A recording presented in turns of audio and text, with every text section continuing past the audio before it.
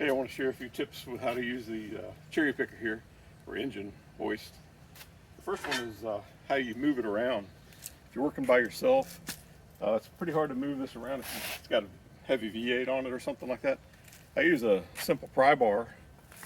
You can basically steer it in any direction you want really easily just by going under the legs. You can get the caster wheels to change direction and get it to move very controlled and easily just with a pry bar.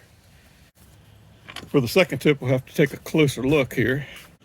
So I've modified my hydraulic cylinder. I'll show you here what I've done. I've used a couple of hose clamps and attached this screw across the T, and so I can keep the lever in the pump all the time, and instead of having to pull it out and stick it in here, and you don't really have much control with that. That's something I noticed right away. But with this, there's a long lever here, and you have very fine control of the valve. It's much easier to precisely lower it. I've seen a lot of people, they'll stick that in and turn it, and all of a sudden it just drops. So one of the tips I want to share is just get a couple of small pipe clamps like that and attach a bolt or something to it to give yourself a handle.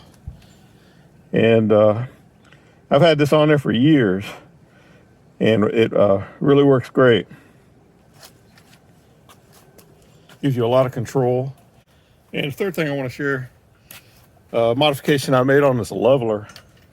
Almost right off the bat, it had a handle on it that came out and had a crank, and it would almost always be in the way. Either the handle would hit up here or it'd hit on the motor.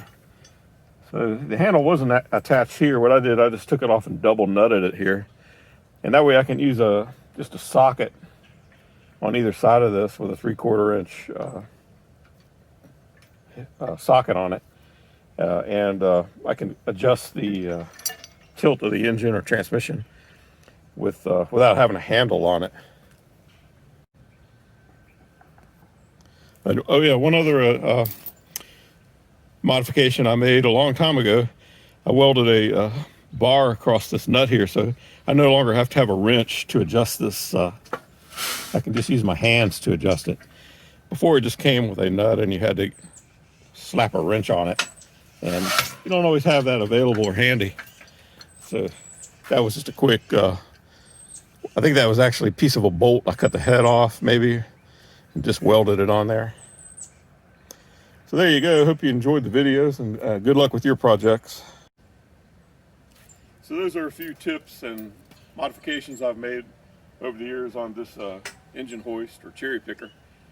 And hope you enjoyed the video, and good luck with your projects.